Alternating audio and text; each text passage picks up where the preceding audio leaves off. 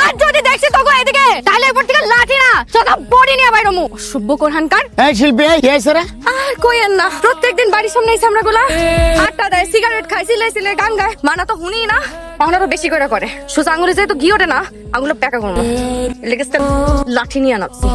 আর মায়াটা কে করক ভাই? এই আমাদের মাস্টার সাহেবের মায়া। বিবাহিত না অবিবাহিত? এটা শুনে তোমার কি লাভ? তুমি তো আবার স্পেশাল সত্যবাদী। কিছু কিছু সুন্দর জিনিস পাইতে হইলে অনেক কিছু ছাড় দেওয়া যায়। ওই যদি অবিবাহিত হয় তাহলে আমি ওর লগে বিবাহিত হইতে চাই, ব্যবস্থা করেন। শুকুর আলহামদুলিল্লাহ, তাইলে তো কোনো কথাই নাই। আমি এক্ষুনি মাস্টার সাহেবের বাড়ি গেলাম। দাঁড়া আমি কেমনে থাকবো আমার ফোন দে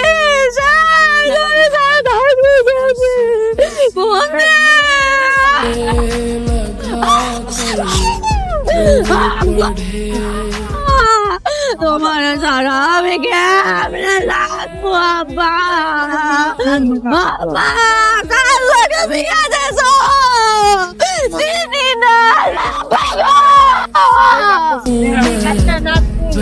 তোমার শরীরের কি অবস্থা এখন? এই নাও একটু দুধটা খাই। আপনি আমার কাছে আসবেন না, তোমার আপনার সাথে কিছু কথা আছে। কিসানি কইবা কও? আর কি কমো, আমার যত স্বপ্ন আশা ভরসা সব আপনি এক নিমিষে শেষ করে দিলেন। আমি কি করলাম?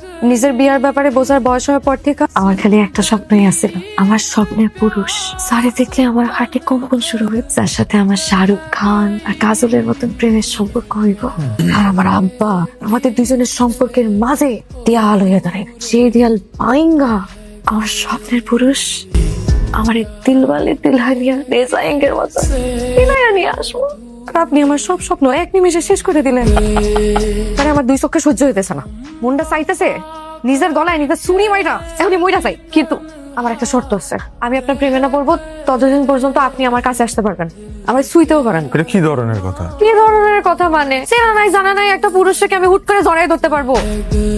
সারাটা রাত আমার উপর দিয়ে কি গেছে আমি জানি। আমার কাছে মনে হইতাছে ভাবি খুবই রোমান্টিক। তোর কাছে যেভাবে প্রেম চাইতেছে তুই ওইভাবে ভাবিকে প্রেমে ফেলায় দে।